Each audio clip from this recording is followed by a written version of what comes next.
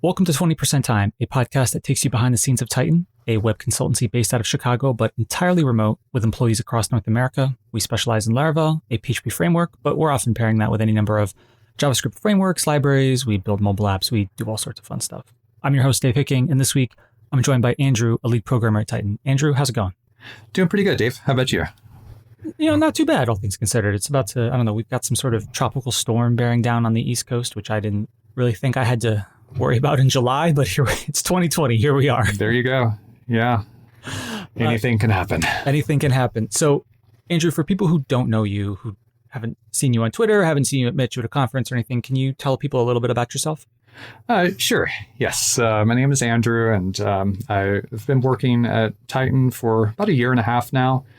And I've been a developer for a little over a decade, I guess. And I've been working on Laravel since the Laravel 4 days. And way back in the day. Yeah. Well, thanks for joining us, Andrew. This is going to be a lot of fun because today we are talking about something that is near and dear to both of our hearts, which is staying organized and what it means to stay organized and why we think it's important to stay organized, how that contributes to what we believe is sort of a way to be effective and all sorts of fun stuff. So, hopefully fun. If you're listening to this and that sounds fun to you, you are in the right place. This is the right podcast for you. So, Andrew, yes. I want to start at the very beginning and basically ask, what does being organized mean to you? Because people sometimes say, whether it's like a New Year's resolution or like hey, I want to get more organized. What does that mean to you? That is a good question. Yeah. So to me, being organized is really having a repeatable system where I can easily get things out of my brain, and I should be able to trust that system to be able to retrieve them later. And ensure that nothing is forgotten, ensure that anything due gets done on time. And it also should ensure that at any given moment, I'm working on the highest priority item at that moment. But it should also be a system that it blends as naturally as possible with how I work. It should be a system that it's kind of there when I need it, but out of my way when I don't. A lot of productivity and organization systems can begin to feel like a chore, and that's not a good system to me. Like one of the tasks is right. I got to update my task. That's task 1, or I have to go. Yeah, exactly. Yeah, it should not feel like a chore, but it should help me. So you touched on a lot of things there in a very brief time, right? So you talked about effectiveness. You talked about not forgetting things. You talked about timeliness as well, which is not quite the same thing as not forgetting stuff, right? So for you, right. Is there a singular point to being is there one of those that's sort of primary over all the rest, or is it really the mix of all of those things? Yeah, I mean, in a more concise way, you could say for me, it's separating the planning from the doing. And I like to have a system in place that when I'm working on something, I'm not thinking about planning. I want to entirely separate those two things. Have you always been an organized person, or have you always considered yourself an organized person, or did you sort of make a conscious effort to do so at some point? Well, I'll let you in on a secret, Dave. Okay, what's the secret? I do not consider myself a naturally organized person. So is this one of those things where it's always about the journey and you're always getting more organized? Yeah, I guess you could say that. I mean, for me, it's really understanding my own weaknesses and my own tendency to be disorganized and putting systems in place to combat those things. So if you're listening to this podcast and you're not an organized person, maybe you're in the right place. Because, some people don't really feel like they need any of this stuff. But for me, without having these systems in place, I feel like everything just turns to chaos. And so it's coming up with systems to combat those things. So was there a singular moment in your life, some sort of crucible, some sort of turning point where you said, that's it, I finally got to bite the bullet and get organized? Or has this been sort of over time you've recognized, hey, you know what? I keep dropping the ball on something. I should maybe do this, and maybe that was the gateway? Yeah. So for me, I would say it probably goes back to when I was in college. At that time, I really got into studying with flashcards. I would use the little 3x5 index cards, and I had stacks of those things in my dorm room. And as time went on, I felt this sense of more and more to keep up with. And I felt like there was just more that I was keeping in my head on a daily basis. And I just needed to start getting this stuff out of my brain. And so I just started writing tasks, little to-dos on these index cards. So this was in a pre-smartphone time. So this was kind of my archaic version of a early task manager, I guess. But I would just, every day, I would carry in my pocket an index card and a pen. And just at the beginning of each day, I would think through the things that I needed to do that day. And then throughout the day, I would mark them off. Anything extra that came up during the day, I would add them to the card. And so it quickly just started to enforce this idea of getting things into my head. And I trusted, it goes back to a trusted system. I trusted that index card. I knew that that was my source of what I needed to get done. And that really, I think, shaped the beginnings of how I now think about productivity and staying organized. So for those of us who were maybe attempting to be productivity nerds in the mid 2000s, what you were describing is very close to what was called then the Hipster PDA. Do you remember that? I do remember that. Would you consider your system either inspired by that or similar to that at that time? You've got the index cards, maybe one or multiple ones. You carry them around in your pocket at all times, along with a pen. Was that kind of your? Yeah, that's a good question. I don't know if it was inspired by that. I don't know. I don't know that I really even thought that that deeply about it. It was interesting because you're describing this to me, and I was like, wait a minute. Yeah. Wait a minute. But no, I mean, it's interesting that for you, it's college. And getting there. For me, it was after college, and it was what I would consider not my first real job, because that doesn't sound fair to my previous jobs, but sort of my first job where all of a sudden I'm not just doing sort of mostly rote tasks, and where I'm actually responsible for knowledge work of some kind, truly, right? Like I'm organizing something, or I'm managing some piece of thing, or I supervised a bunch of students at a university library help desk, right? And so I got put in charge of that. And all of a sudden, my system of write this down on a sticky note and I'll get to it eventually, or do something. I was just I'm not prepared to handle this. I'm not equipped, I'm kind of a naturally, maybe that's the wrong word. I think I grew up as a naturally lazy kind of person. I'll procrastinate. I'll get there. And for me, time ran out on that working roughly when I got to be about 25. Right. And I was just oh, this is not going to work at all. My old systems don't scale. And so I got to a point where I was okay, if I don't write this down, I will never, I'm not going to remember it, because I'm about to go talk to 5 more people about things and they're going to have stuff that they want me to do. And you just can't keep track of it all. If you're listening and you have that ability, you are so much further ahead of the game than I am. I would have been a terrible waiter. I would have, if you work with a really experienced waiter at a restaurant, you can have the whole, a whole big table of 6 or 8 rattle off all their stuff. And sometimes they're got it. They're writing it. And I'm just sitting there no, never. I would need okay, hold on, let me write that down. So for me, I mean, there was definitely a moment where I was just my old system, which was not a system, stopped scaling.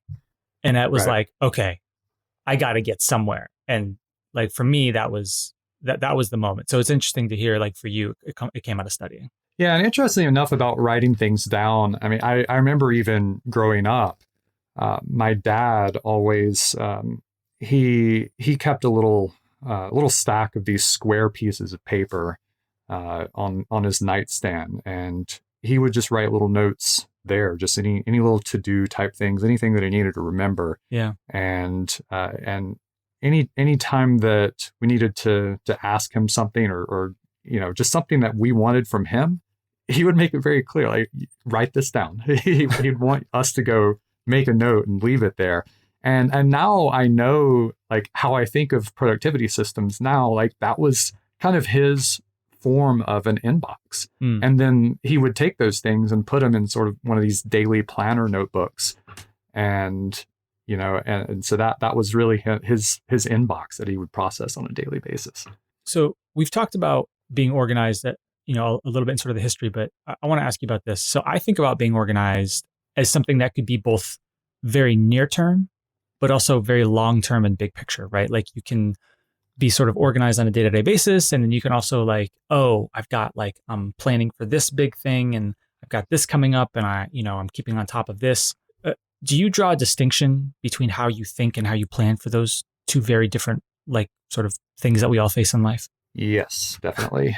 Yeah. I mean, it's so, any level of a task or a project can be broken down, but it goes the opposite way as well. Any task or project should be part of a bigger picture.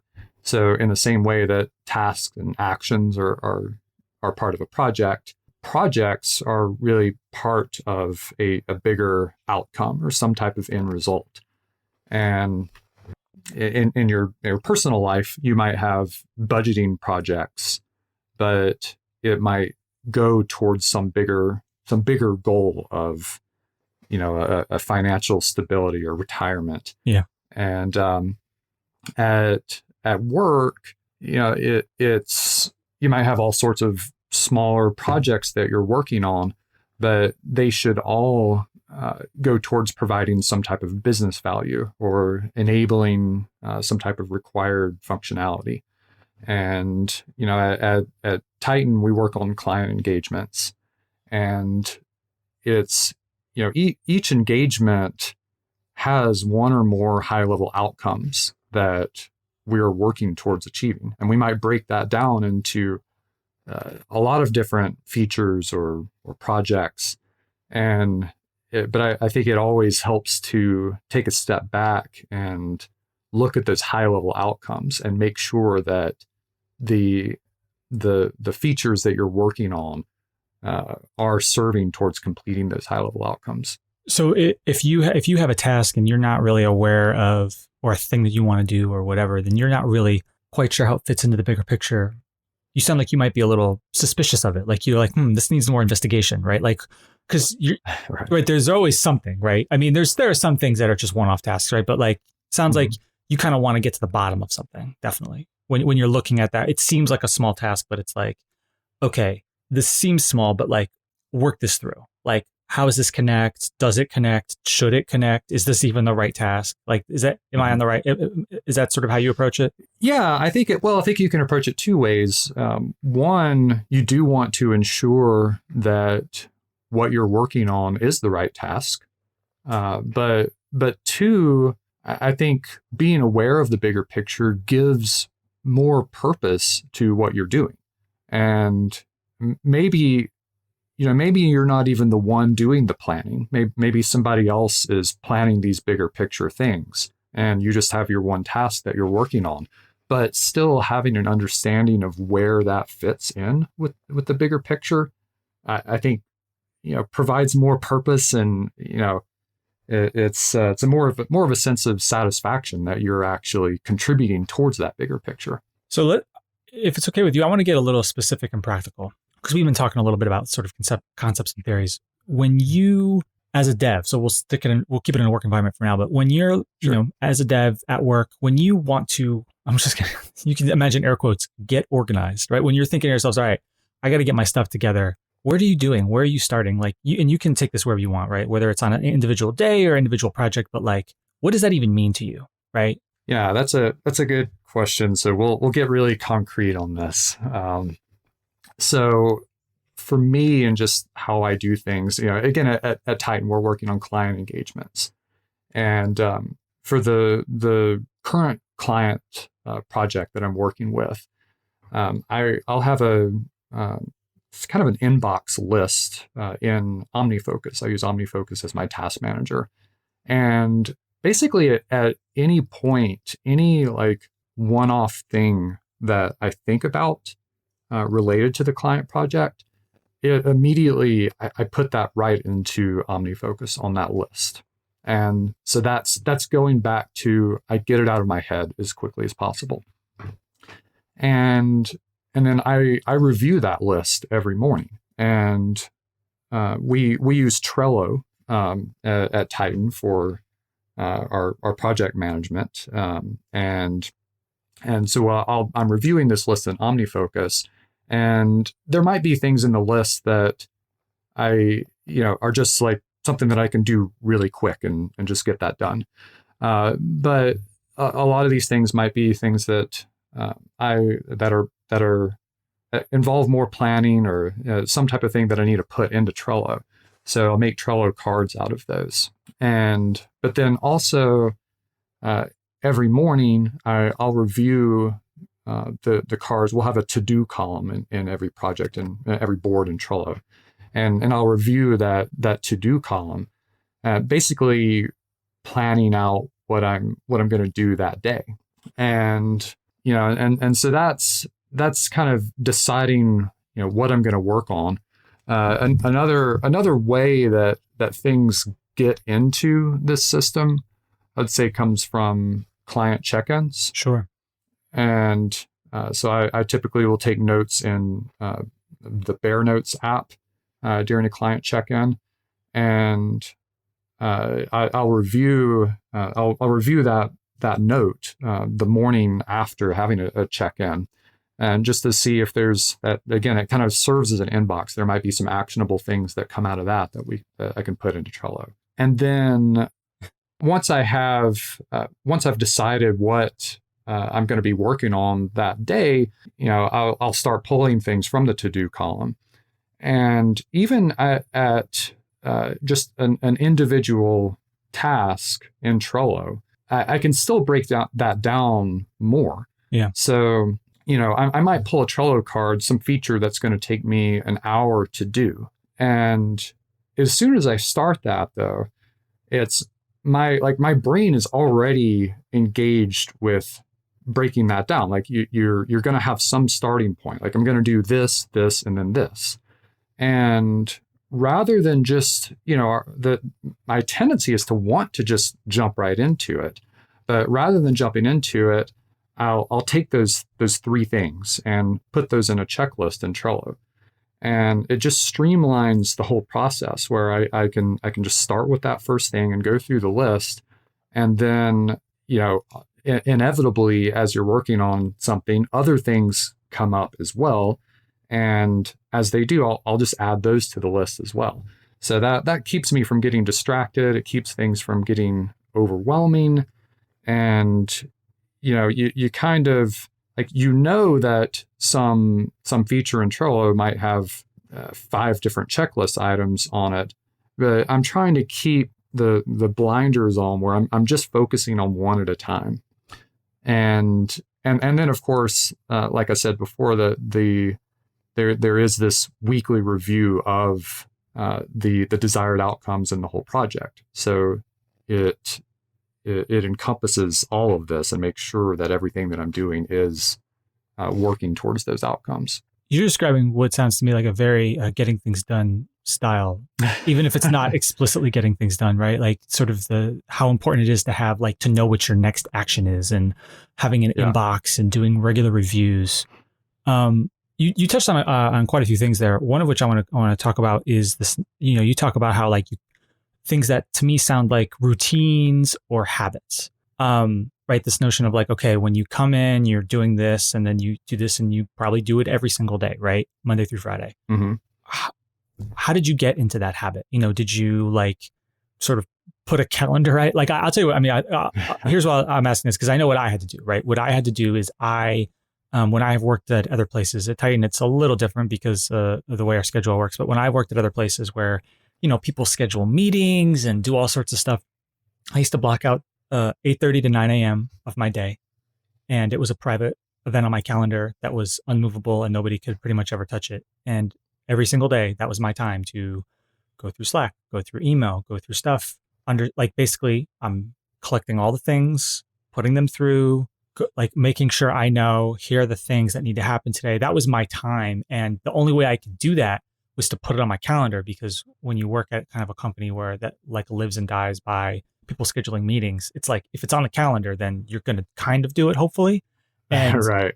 and that used to be my time to sit down. I'd sit down with my tea in the morning and I'd be like, okay, here's what we're doing for 30 minutes and nobody can take this time away from me. And over time that's what I use to kind of get myself in the habit, because otherwise, you come into, depending on where you work, right? For some people, you come into work and you get hit with all sorts of stuff.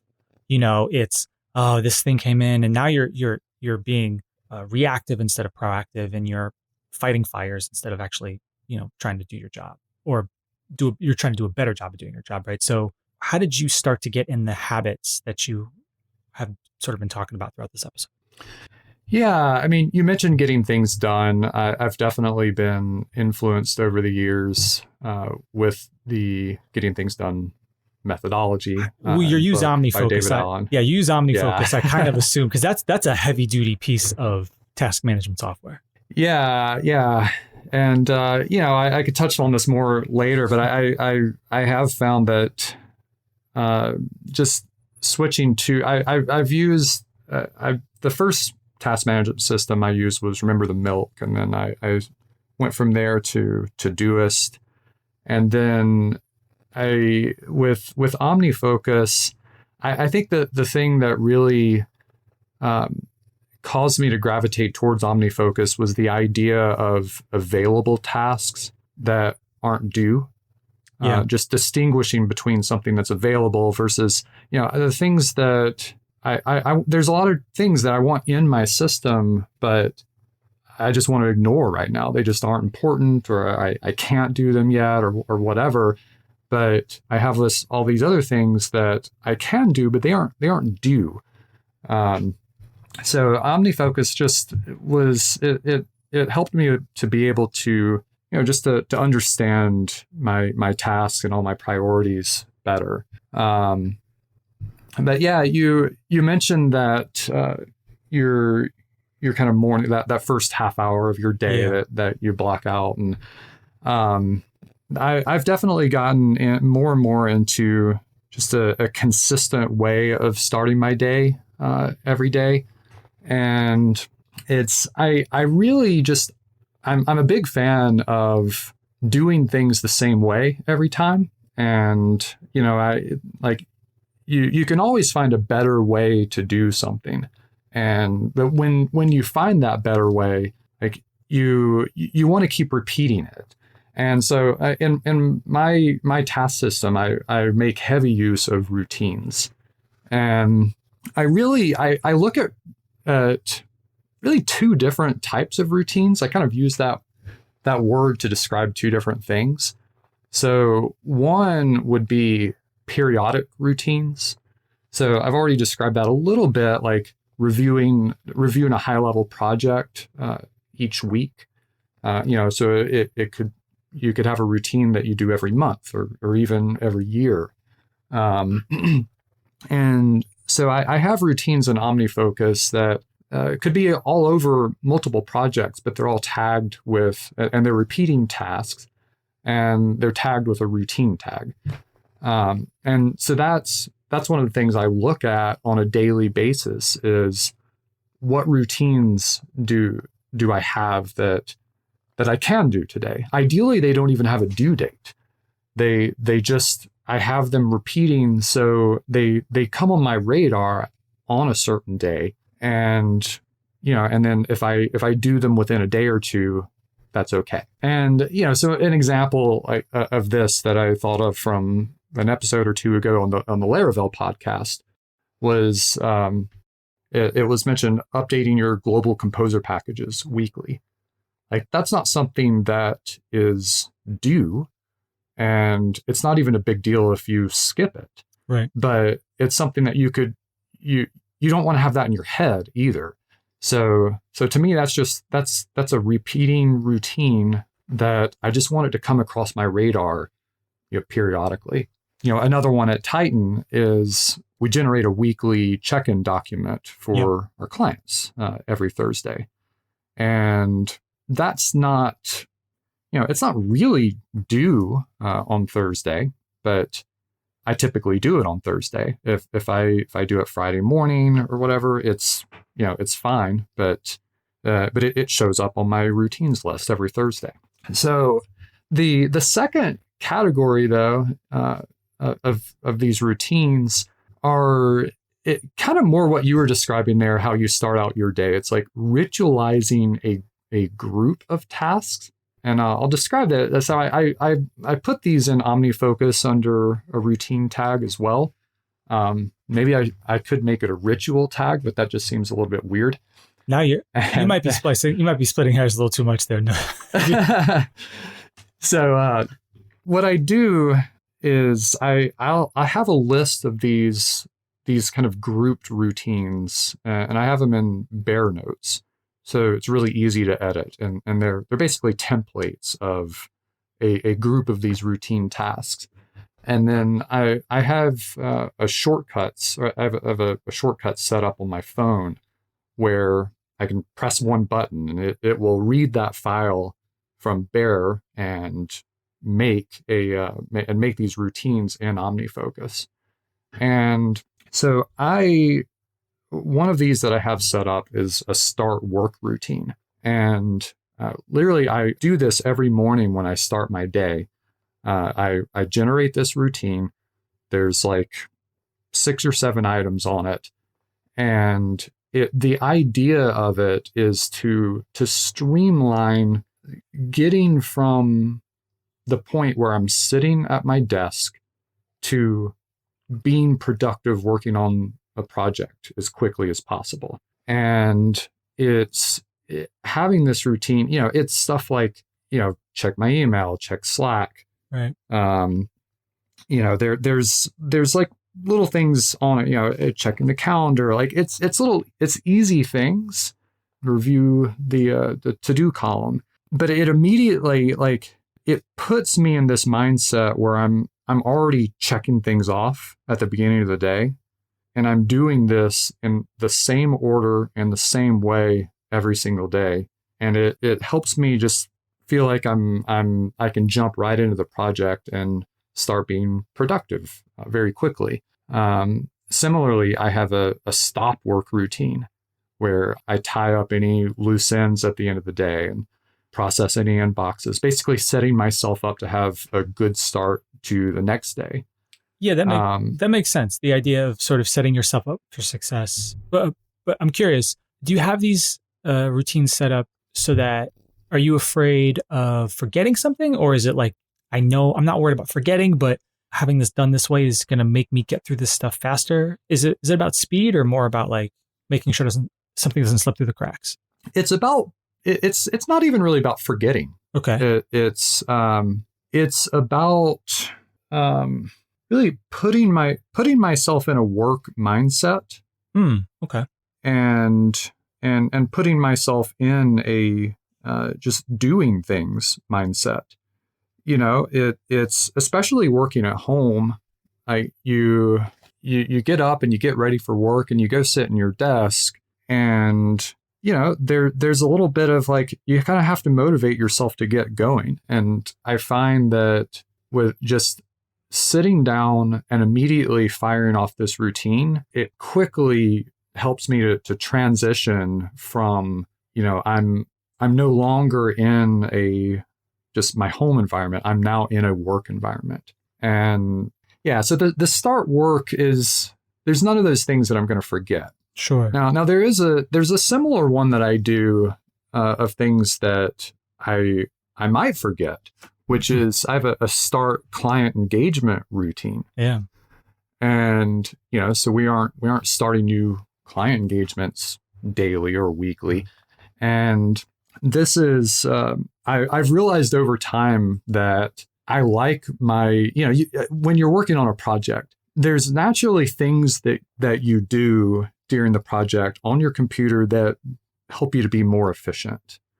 And I found myself, like, several projects ago just wanting to have those things right away on the next project. Like I don't want to have to wait until I've been on the project for several weeks to just gradually set up these things. So these could be just like, creating the project in Omnifocus, creating a client-specific folder on my computer, setting up any keyboard shortcuts or snippets or aliases, saving relevant bookmarks to my browser, just things like that.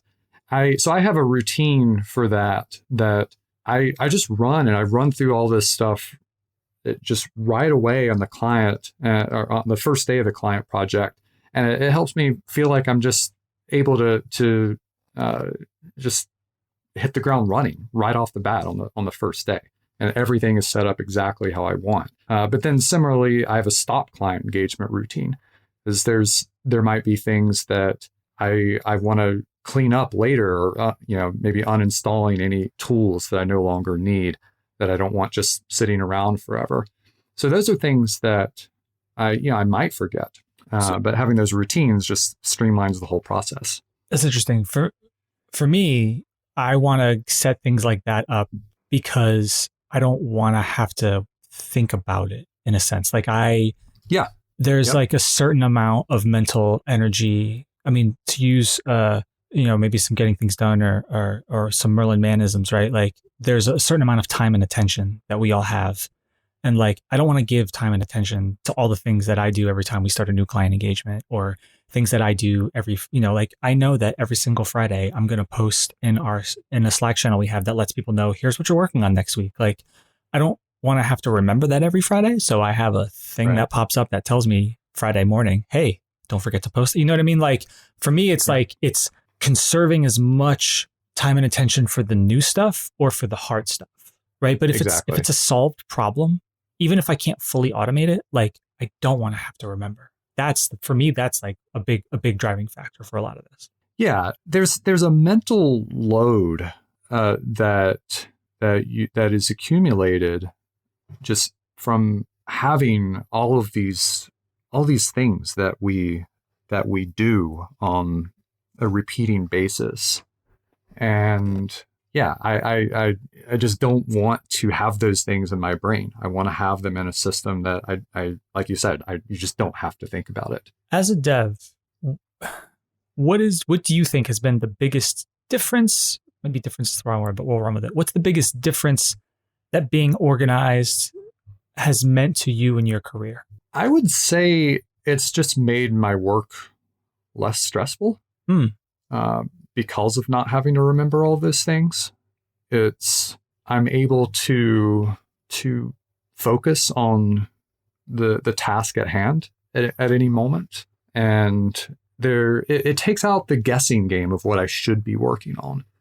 And just helps me to focus on what I am working on, knowing that what I am working on is what I should be working on. Of course, the more organized you are, the less likely you are to forget a deadline, because that's all in your system as well. Oh yeah. It also helps me to finish each day at a good stopping point. There's always more work to do, right? But if you have things broken down really well, it's your work's going to be waiting for you in the morning, and you can just pick right back up where you left off. And it reminds me of, nobody likes being interrupted, right?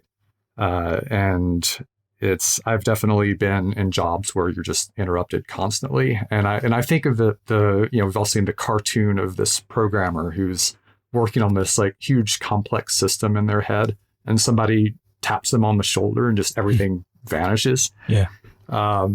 Like you don't want to be like that. And I used to be like that. And it used to just make me furious, just being interrupted. Like I feel like, everything is gone that I was just working on.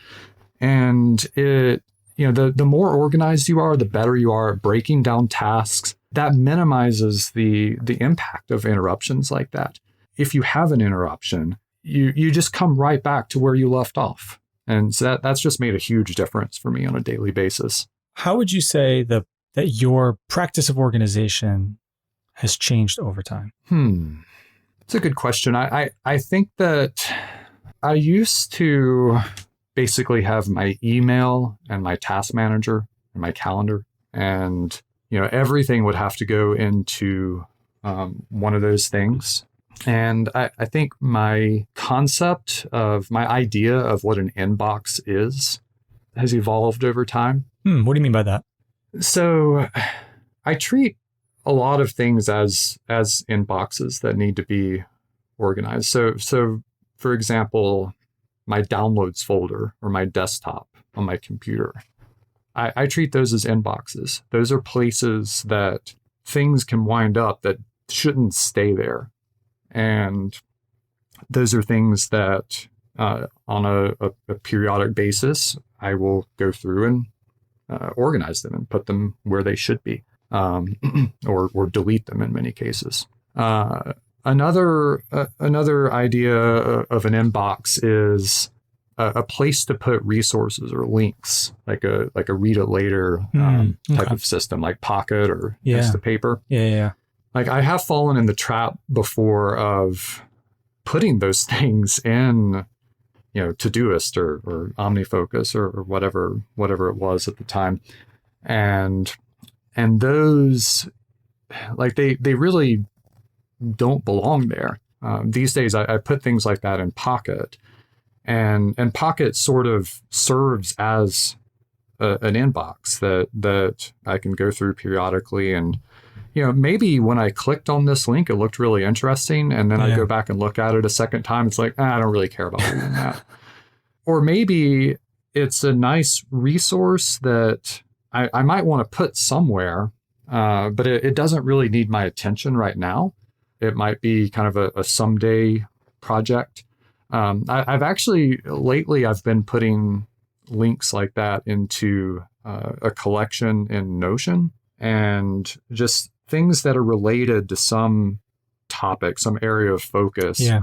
I'll maybe I just don't want to read it right away, but it's like, it's useful information and I want to put that somewhere. But those things, in my opinion, don't belong in your task management system. Another big one for me that I've gotten better with is really being strict about not adding a due date to a task unless it's really due. I have in the past really abused due dates as me, like I'll set something due today, and by that I mean I want to make sure I don't forget to look at this, right? And but it's not due, and that causes a system to really fall apart quickly if you're adding due dates on something that is not due. So yeah, I think those two things, being really strict about due dates and then putting things in the right inbox. So you've talked about quite a few different tools now. So even though I want to say, first of all, like for me, being organized is not necessarily about the tool that you use. Like you need to find the one that works for you. And it's super tempting, like with many things in this world, to just be like, oh, what I really need is that new app. And that new app is finally going to get me organized. Now, it might be true that new app has a model, has a way of working that closely fits your mental model, right? That definitely happens. Like I've switched back and forth between things. I mean, I also used Remember the Milky Way back in the day. I've used Evernote. I used to use Trello as my to-do list, which is a terrible idea. Omnifocus. I don't know. I've used so many different ones over the years, but you've talked about so far Omnifocus, Bear for Notes, Notion, which is kind of an interesting one. Are there any other tools that for you are kind of an indispensable way that you try to stay organized? Yeah, I do use a lot of tools. I like using specific tools for specific things. One thing that I do, I use the app Due, DUE. It's a iOS app. I use it to keep track of bills that are due. I don't have any bills, so it's kind of, you could put anything that you want in there, but I use it for that specific purpose, and I just know that any bills that are coming up, it's going to show up in there. What else? Here's an interesting one that I think it's been a help to me. I, not surprisingly, I do try to keep my inboxes at zero or near zero, including my email. And but I also subscribe to a number of tech newsletters, Laravel News, and there's a couple of Vue ones that I subscribe to. And I used to have these going into my email, but I use have you heard the iOS app Stoop? Stoop? I'm writing this down right now because I actually think I might have been the one to post about that in the Titan Slack. And then I promptly forgot about it. And every time I get a newsletter in my email, I'm like, didn't I find an app someday? Yeah. Check out Stoop. I've been using that for, I don't know, like over a year, maybe a couple of years now. And so all my newsletters go into that, and it's like an email thing, but it's separate from my email. Yeah. And I do want to keep that close to zero as well. But I'm in a different mindset when I'm going through tech newsletters than I am processing my normal email. So that's another good tool that I recommend. Is there ever a point consistently, or does it just sort of happen over time when you decide to hit either reset on your organizational patterns, or maybe you take sort of stock of your organizational patterns and go, I need to start over, or you know what, I need to re-engage because I've sort of gotten sloppy or something like that. Does that ever happen to you? Yeah, definitely. I mean, I try to avoid completely hitting reset on the whole thing and just starting over. First of all, that's a project. Right. Yeah, that's pretty drastic. So I try not to completely reset it, but I do review my organizational system every quarter.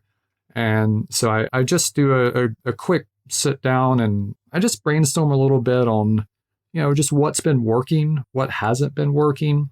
There are things that you can set up in a productivity system that just your brain rejects doing in this certain way. There's just too much friction in this. And I think about, is there anything that I can adjust that would reduce some of the friction and make it more likely that I'm actually going to do this thing?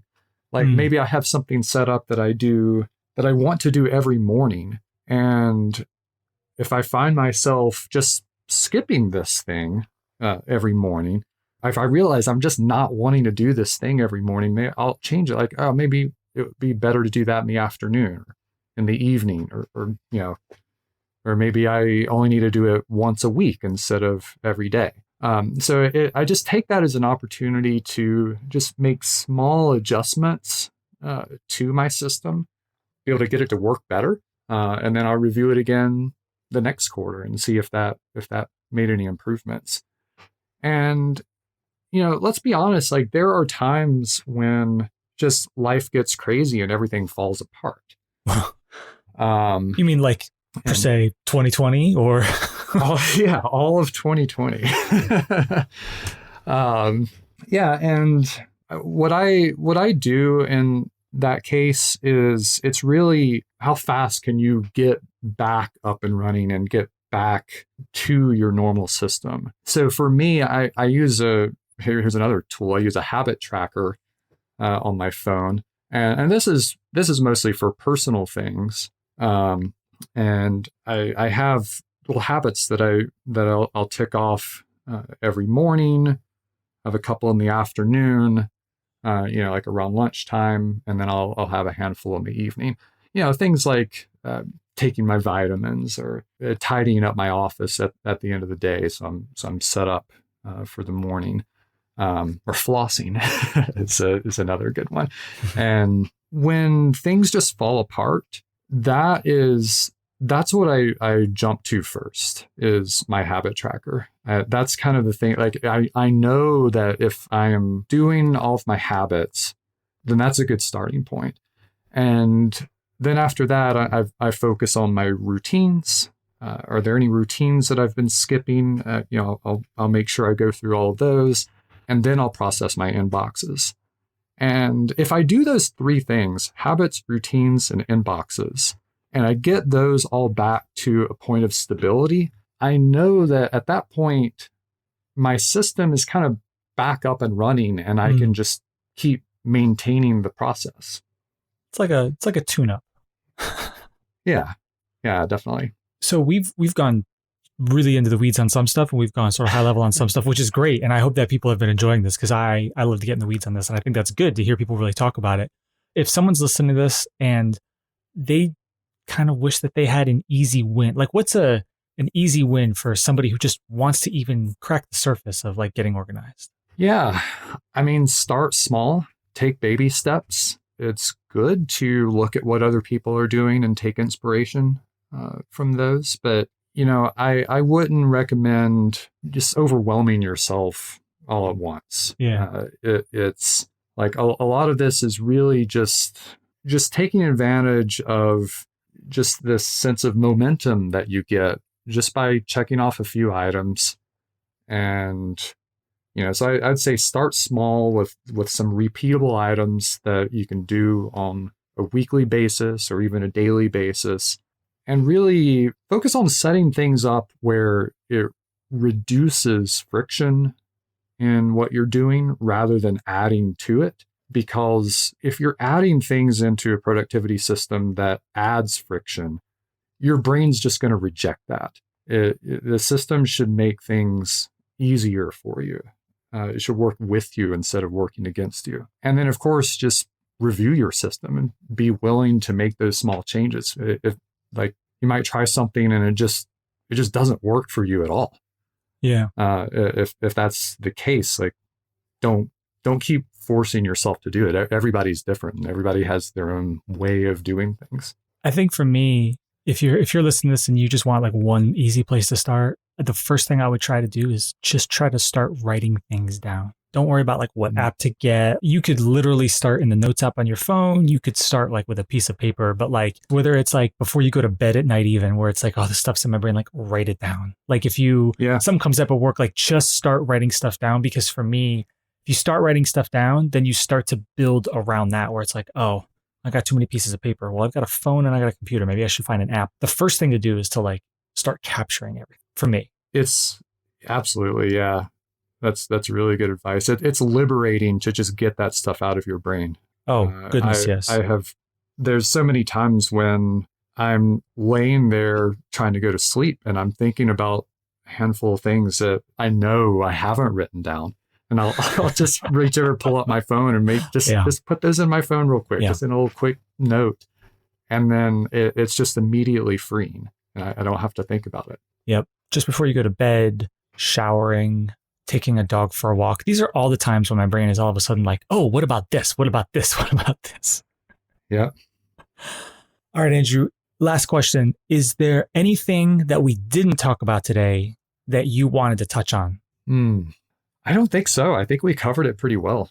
So there were three things. I want to make sure I sort of sum up with this. There were three things, right? There was habits, there was routines, and what was the other thing that you said? Habits, routines, and inboxes. Habits, routines, and inboxes. I think that's a really, really good way to think about staying organized. Thank you, Andrew, for joining the show this week. This has been super interesting and super fun. Hopefully people who are listening to this, if you're an organizational nerd and you love this opportunity to dive deep, that's great. If you're not an organizational nerd, hopefully you found some nuggets to make you think, hey, maybe I could try that. And if you hate organizing at all, but you listened anyway, thank you for listening. So Andrew, thank you so much. Is there a particular place online where people can find you or follow you?